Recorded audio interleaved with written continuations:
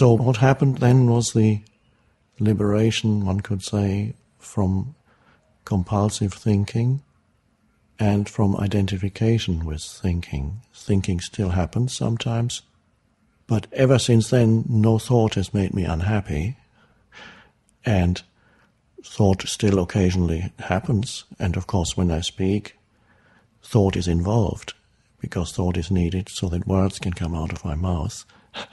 But it is spoken from that deeper field of no thought. So then thought arises out of that.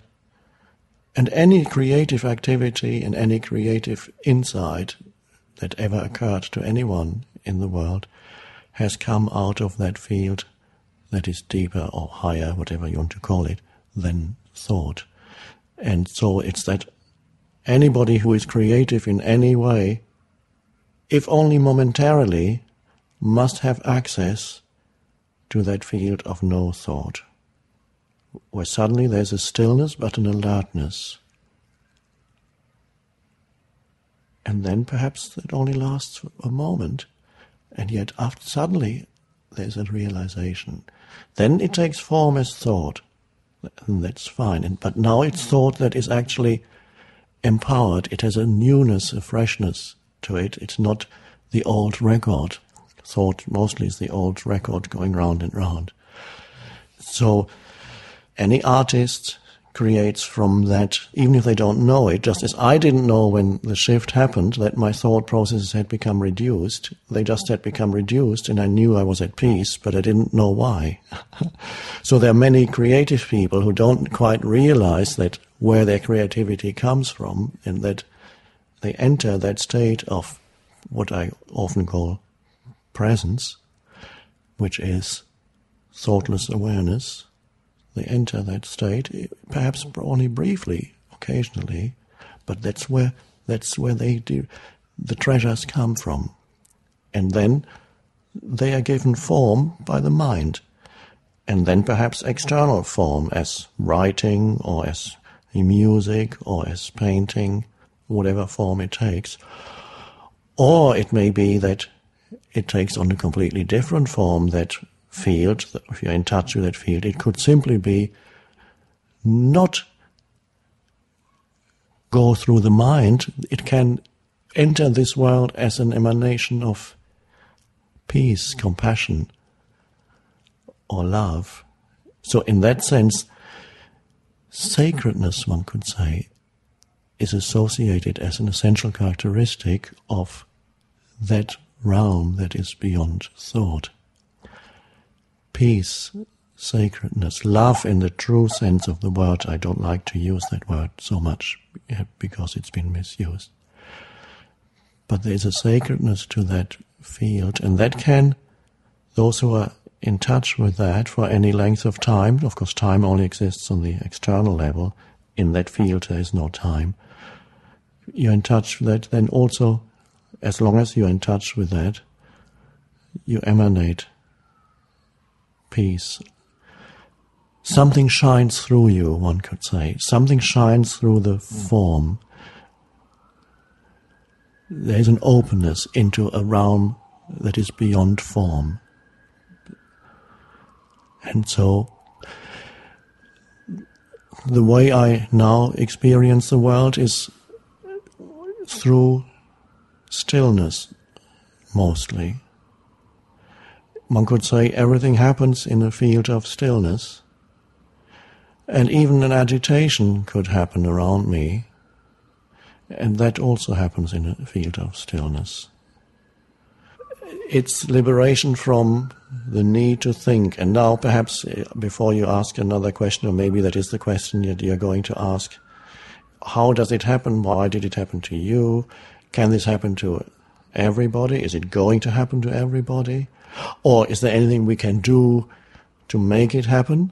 Because there's not much point in just listening to something that happened to somebody else and think, oh, that's great, but what about me? How could I couldn't get there. But what I sense is that state of becoming free of compulsive thinking is arising in many human beings already know. It's not so much that they need to make it happen, it's more like allowing it to happen. And there are many humans who don't realize that already there are times when they are in that state of thoughtless awareness. But it's not recognized because the mind cannot recognize it. And because they're still perhaps 90% trapped in mind, then it would simply seem like a moment of nothingness. Or it could, if they go more deeply, it could be that they remember something as, oh, that was a wonderful moment, but where is it now? Sometimes people report in a moment of great danger, they experienced that shift when suddenly the mind stopped and they became enormously peaceful.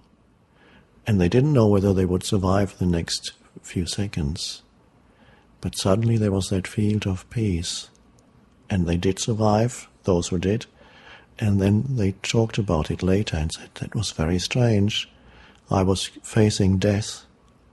And suddenly there was this peace. And I could see whatever the situation was. I could see the car coming towards me and I knew it wouldn't stop. But I felt incredibly peaceful and alive and alert and present. It can happen in those situations. It can happen in situations when, for some reason, the mind stops. Even sometimes through great physical exertion, so much that suddenly the mind stops. Or overwhelmed by enormous beauty, and for a moment there's simply an opening. And whenever you respond to beauty in nature, for example, or even the beauty of another human being, or a rose, a flower, a plant, there is a moment for the recognition of beauty to be possible. There's always a moment of thoughtless awareness. And that's the moment when you truly perceive. And for many people that moment is very short. And then the mind comes in and interprets it. But if they could pay more attention to that moment, when there is actually the stillness, it's only through perception in the stillness that you can be aware of beauty. And so in that moment, the beauty is there. So the beauty, and also this applies to love, true love, can only be there in the absence of mental noise. Now, for many people, that is only very short, and they don't recognize it because it's so short. And then the mind comes in again and says something about it, or say, I want, or the future or past, whatever comes in. So if you just pay attention to naturally arising moments of pure awareness or presence. It could happen when you wake up in the morning, eyes open, and you look around, and stillness is there. And some people experience that, and it may last for half a minute or a minute. And for many people, then the mind suddenly starts to work. The machinery of mind, the wheels. And before they know it, they've gone into the state of being completely identified with thought. And suddenly they remember what their problems are and what they have to do today, and all those, oh, and that, oh my God, oh, and then I'll have to do, oh, on yesterday this happened. Suddenly, of course, it's the state of being identified with thought is a problematic state, and very heavy. So if you can catch that time when thoughtless awareness is there naturally, and when you pay attention to it, it stays for longer. Just be aware of it, because it is the awareness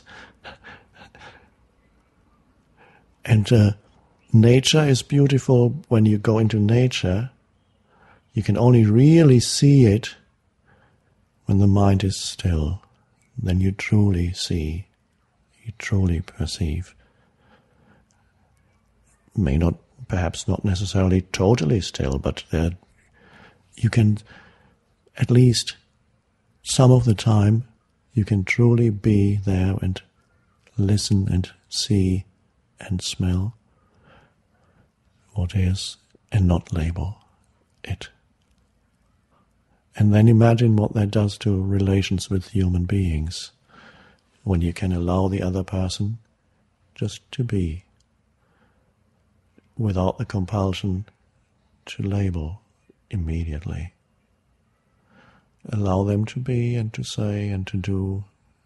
And again, I use the word allow, and that's a key word